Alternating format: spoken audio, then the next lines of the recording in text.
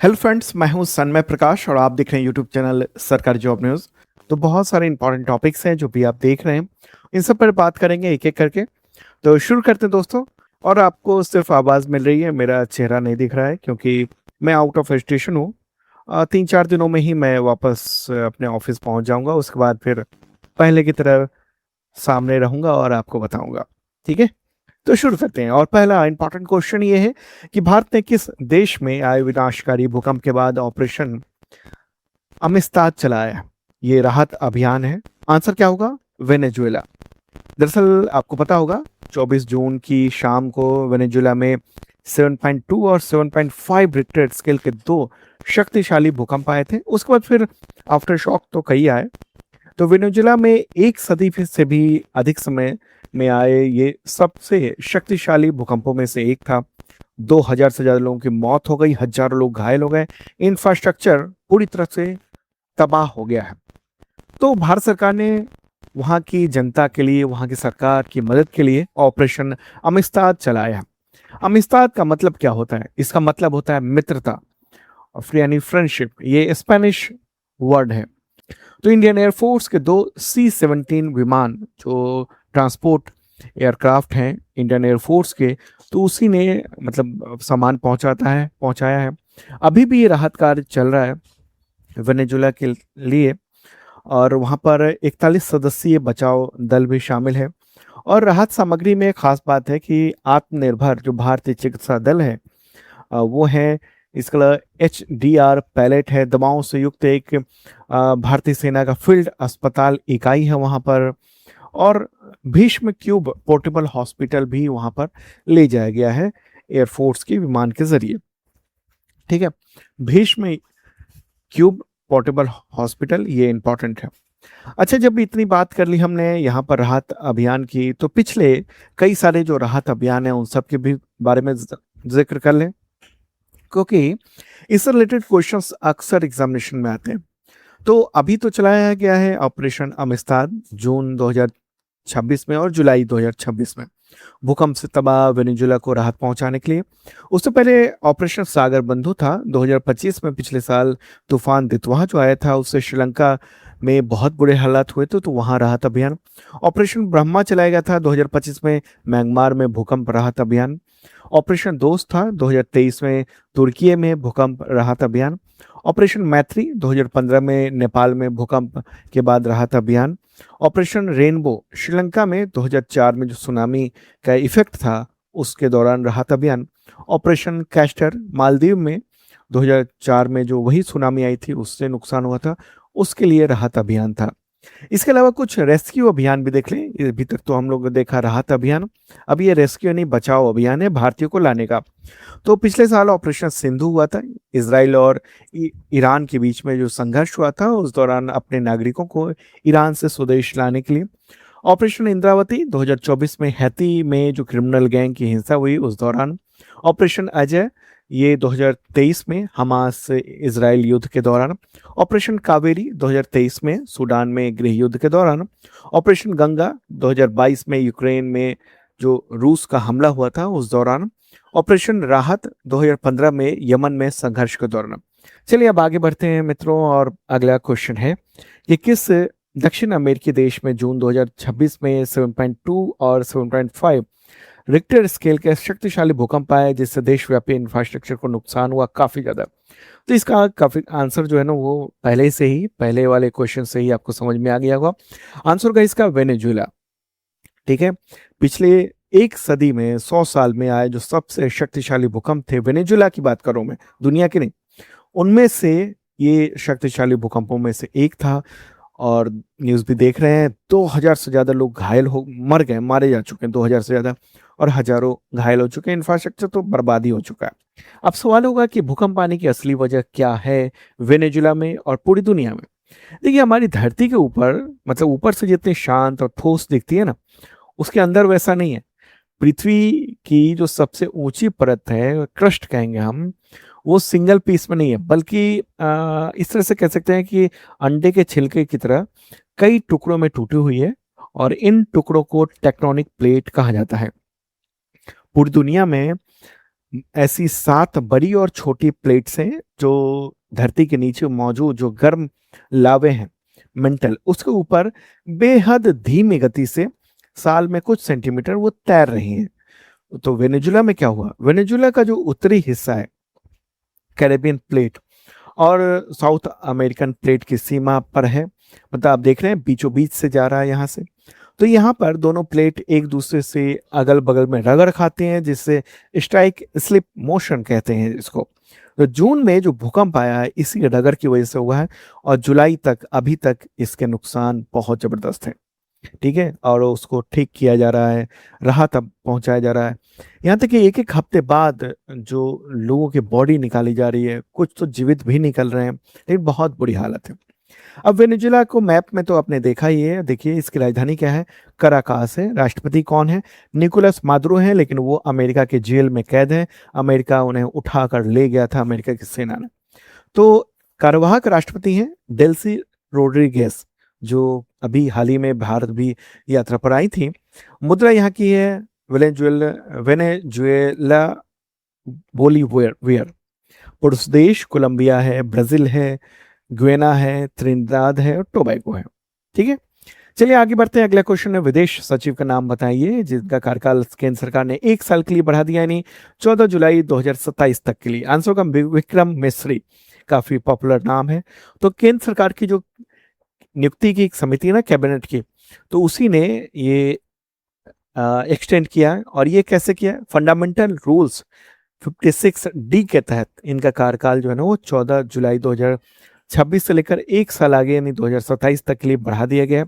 ये जो नियम है ना फंडामेंटल रूल्स 56D, इसमें सरकार को कुछ अहम अधिकारियों की सेवा 60 साल की रिटायरमेंट की उम्र के बाद भी बढ़ाने की इजाजत देता है। और ये फैसला इंपॉर्टेंट इसलिए है क्योंकि ये जो इनका एक्सटेंशन हुआ है, क्योंकि भारत इस वर्ष यानी सितंबर में ही कि ये तो न्यू दिल्ली में ब्रिक्स शिखर सम्मेलन की सफल मेजबानी करने जा रहा है। और इसके साथ साथ अमेरिका के साथ जो व्यापार वार्ता चल रही है, भारत यूरोपीय यूनियन मुक्त व्यापार यानी समझौता यानी FTA को लेकर अंतिम रूप देने की कोशिश हो रही है, अंतर्राष्ट्रीय योजनाएं हैं, तो बहुत सारी चीजें हैं। तो ऐसे में ये इंपॉर्टेंट हो जाता है इनकी नियुक्ति। विक्रम मिस्री के बारे में अगर जाने तो ये 1989 बैच के IFS अधिकारी हैं और इकलौते ऐसे डिप्लोमेट हैं या ऑफिसर हैं जिन्होंने 3 अलग अलग प्रधानमंत्रियों उनके निजी सचिव के रूप में काम किया हुआ है। किन किन के, इंद्र कुमार गुजराल जो पूर्व प्रधानमंत्री थे, पूर्व प्रधानमंत्री डॉक्टर मनमोहन सिंह और प्रधानमंत्री नरेंद्र मोदी के भी प्राइवेट सेक्रेटरी रह चुके हैं ये। ठीक है, तो ये कब बने थे विदेश सचिव, 15 जुलाई 2024 को विदेश सचिव का पद इन्होंने संभाला था विनय क्वात्रा से। ठीक है, और विदेश मंत्री कौन है, एस जयशंकर है। विदेश सचिव विक्रम मिस्री।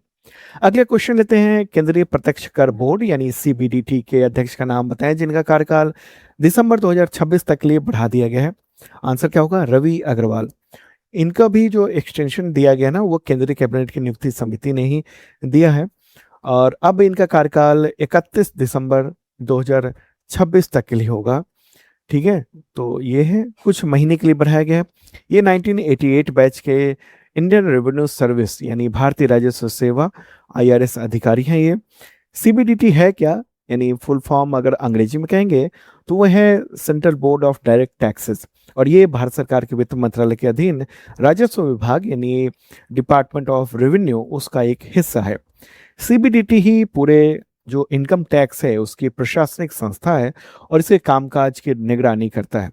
ये भारत में इनकम टैक्स और कॉरपोरेट टैक्स जैसे जो डायरेक्ट टैक्सेस हैं यानी प्रत्यक्ष कर हैं उससे जुड़े हुए मामलों को संभालने वाली देश की सर्वोच्च संस्था है। इसका काम भारत में प्रत्यक्ष करों से जुड़ी नीतियों, नियमों, कानूनों को तैयार करना, सुनिश्चित मतलब कानूनों को तैयार करवाना कहिए, सुनिश्चित करना कि पूरे देश में इनकम टैक्स ठीक का जो एक्ट है, कानून है, वो ठीक से लागू हो और टैक्स की चोरी रुके। ठीक है, तो CBDT जो है ना वो केंद्रीय राजस्व बोर्ड अधिनियम 1963 यानी अंग्रेजी में कहेंगे central board of revenue act 1963 उसके तहत एक स्टैट्यूटरी बॉडी है यानी वैधानिक निकाय। इसके एक अध्यक्ष होते हैं जो भारत सरकार के विशेष सचिव स्तर के अधिकारी होते हैं।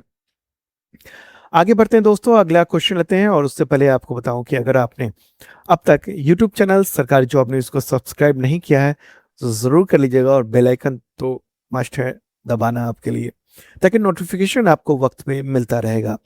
और हाँ, आपको बताऊं कि अगर आप करंट फोर्स की तैयारी करना चाहते हैं अपने एग्जामिनेशंस के लिए, तो ये बेसिक मेंबरशिप बैच है जो कि वन डे एग्जामिनेशंस के लिए है।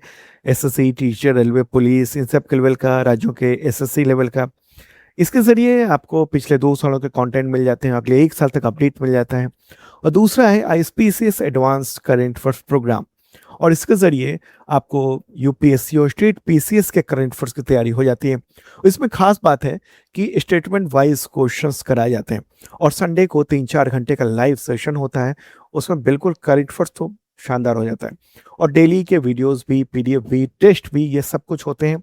तो ज्वाइन कर सकते हैं आप शार्प लर्निंग ऐप। और हाँ, पिछले 6 महीने का यानी जनवरी से लेकर जून 2026 तक का जो पीडीएफ है, इन दोनों में अवेलेबल है। अलग अलग तरीके का है। बेसिक में नॉर्मल है जो कि वन डे एग्जाम के लेवल का है, और एसपीसीएस में काफ़ी एडवांस लेवल तक का डिटेल में कंटेंट है। आप ज्वाइन कर सकते हैं, अपनी तैयारी को शानदार कर सकते हैं, क्योंकि करंट अफेयर्स के वेटेज बहुत बढ़ गए हैं। पिछले दिनों आप देखिए कि ग्रुप डी में ही 20 क्वेश्चन आए थे करंट अफेयर्स के पिछले साल।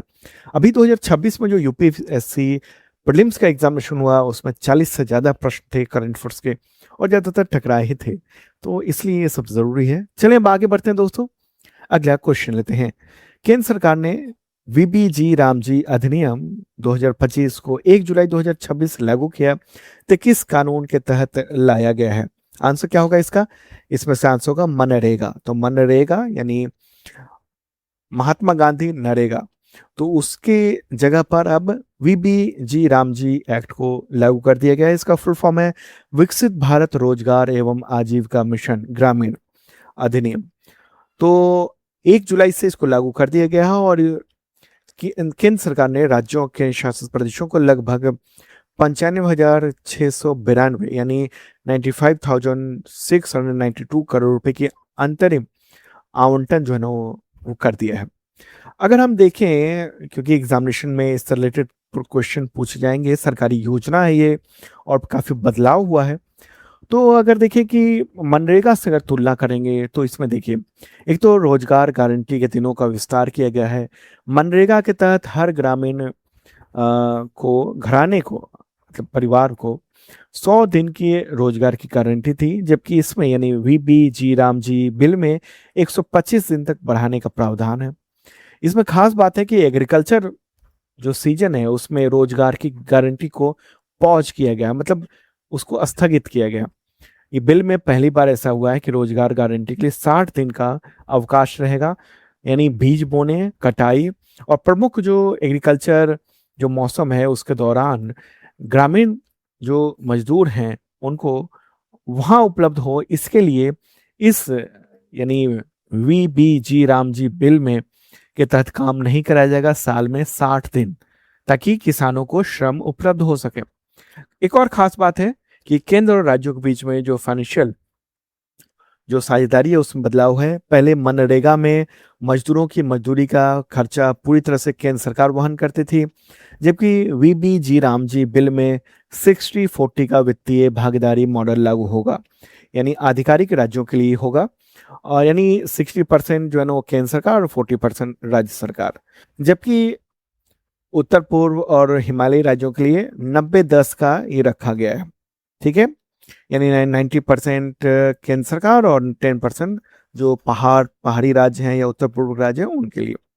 अच्छा, एक और अंतर है मनरेगा में ना, मटेरियल और एडमिनिस्ट्रेटिव कॉस्ट 75 और 25 का था, यानी अनुपात था, यानी 75% केंद्र सरकार और 25% राज्य सरकार, जबकि वीबीजी रामजी बिल में इसको 60-40 का वित्तीय भागीदारी मॉडल लागू किया गया है, यानी 60% केंद्र सरकार और राज्य सरकार 40%, मतलब कि राज्यों पर वित्तीय दबाव ये बढ़ा है। ठीक है, तो ये है इंपॉर्टेंट बात। वित्तीय तरीका बदला है। साप्ताहिक मजदूरी भुगतान दिया जाएगा, इसमें 15 दिवस में भुगतान का प्रावधान है। और केंद्र सरकार द्वारा जो अधिसूचित जो मजदूरी दर है उसके अनुसार इस नए बिल के तहत यानी वीबीजी रामजी जो है उसके तहत कर्मचारियों को न्यूनतम 300 रुपये प्रतिदिन जो है ना मजदूरी मिलेगी। ठीक है, तो इससे सकारात्मक पहलू क्या है, तो ग्रामीण रोजगार की अवधि बढ़ेगी, इससे ग्रामीण जीवन सुरक्षा उसमें सुधार होगा, और खास बात है एग्रीकल्चर सीजन में मजदूर उपलब्ध हो सकेगा, राज्यों की भागीदारी बढ़ेगी, ऐसा सरकार का कहना है, तो जवाबदेही बढ़ेगी। बहुत सारी आलोचनाएं भी हो रही हैं, चुनौतियां भी है, राज्य विरोध भी कर रहे हैं इसका। इसमें यह भी है कि 60 दिनों का जो रोजगार का अवकाश है यानी पौज है, वो गारंटी के मूल सिद्धांत से टकरा सकता है, क्योंकि अब गारंटी 365 दिनों तक खुली नहीं रहेगी। दूसरी बात यह है कि राज्यों पर वित्तीय दबाव बढ़ सकता है, जो न्यूज़ भी देख रहे हैं। द हिंदू ने जो न्यूज़ प्रकाशित किया है उसके विश्लेषण से ये पता चलता है कि राज्यों को 2026-27 में कम से कम 51,000 करोड़ रुपए खर्च करने होंगे, जबकि उन्होंने 2024-25 में लगभग 7,700 करोड़ रुपए ही खर्च किए थे। अब चलिए आगे बढ़ते हैं और अगला क्वेश्चन लेते हैं। कौन से वे भारत जापान शिखर सम्मेलन में हिस्सा लेने के लिए जापान की प्राइम मिनिस्टर सनाए तकाइची, उन्होंने जुलाई 2026 में भारत की यात्रा की, तो 16वें, तो 16वां ये भारत जापान शिखर सम्मेलन था, और 1 से लेकर 3 जुलाई तक सनाए तकाइची वो भारत में रही। प्रधानमंत्री बनने के बाद उनकी भारत की ये पहली यात्रा थी।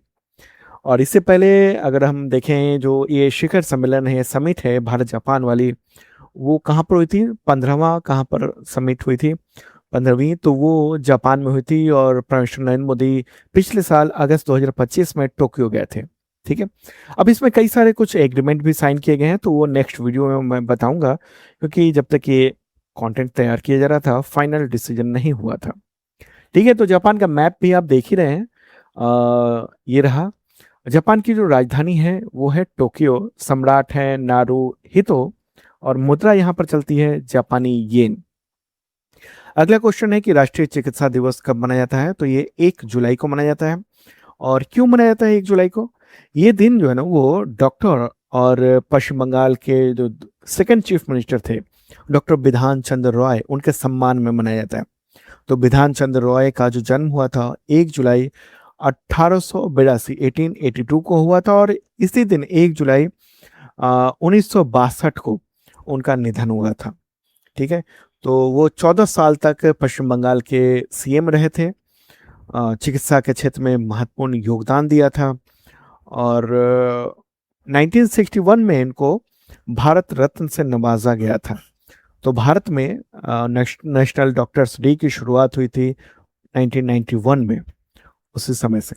अगला क्वेश्चन है विश्व यूएफओ डे कब मनाया जाता है, तो 2 जुलाई को मनाया जाता है। यूएफओ का फुल फॉर्म क्या होता है, अनआइडेंटिफाइड फ्लाइंग ऑब्जेक्ट, या जिसको उड़न तश्तरी भी कह दिया जाता है ना, गोल सा जो ऐसा माना जाता है। तो ये 2001 से मनाया जा रहा है, और दुनिया भर में यही मकसद है कि यूएफओ और एलियन की मौजूदगी पर बहस हो, सार्वजनिक तौर पर रिसर्च को किया जाए और सामने लाया जाए। ठीक है, अमेरिका में एक जगह है, खुफिया जगह है, एरिया 51, और उसमें मतलब स्पेशल टेस्टिंग की जाती है, और मतलब ये अफवाहें हैं, अब सच है कि गलत है पता नहीं, कभी कंफर्म नहीं हुआ, कि बताया जाता है कि वहाँ यूएफओ से रिलेटेड टेस्टिंग की जाती है, लेकिन ये भी कहा जाता है कुछ सीक्रेट अमेरिका अपना काम करता है वहाँ पर एरिया 51 में। अगले क्वेश्चन लेते हैं कि विश्व खेल पत्रकार दिवस कब मनाया जाता है, तो 2 जुलाई को मनाया जाता है। इंटरनेशनल स्पोर्ट्स प्रेस एसोसिएशन उसी ने 1994 को ये दिवस की स्थापना की थी। अगला महत्वपूर्ण प्रश्न है कि भारतीय वायुसेना के 51वें यानी 51st उप प्रमुख के रूप में 1 जुलाई 2026 को किसने कार्यभार संभाल लिया है, वह है एयर मार्शल आशुतोष दीक्षित। उन्होंने ज्वाइन कर लिया है, और उन्होंने नागेश कपूर का स्थान लिया है। ओके, तो ये है महत्वपूर्ण बात। चलिए अब आगे बढ़ते हैं। भारतीय थल सेना के नए उप प्रमुख के रूप में 1 जुलाई को किसने कार्यभार संभाल लिया है, उप प्रमुख यानी डिप्टी चीफ वो बन गए हैं लेफ्टिनेंट जनरल संदीप जैन। 1986 में कमीशन हुए थे महार रेजिमेंट में। ओके, और आईएमए यानी इंडियन मिलिट्री एकेडमी देहरादून के पूर्व छात्र हैं। अगला क्वेश्चन है कि भारतीय थल सेना यानी इंडियन आर्मी के 31वें सेना प्रमुख के रूप में 30 जून को किसने प्रभार ग्रहण कर लिया है, पदभार, आंसर का जनरल धीरज सेठ उन्होंने किसकी जगह ली है? तो उपेंद्र द्विवेदी की जगह ली है इन्होंने। तो दोस्तों ये था इंपॉर्टेंट कन्फर्ट्स। मैं जरा आउट ऑफ स्टेशन हूँ, तो वहीं से ऑडियो के जरिए ये वीडियो आपको पहुंच पा रहा है। मुझे लगता है कि नेक्स्ट वीक से मैं आपको आपके सामने आकर आपको वीडियो प्रोवाइड करूंगा।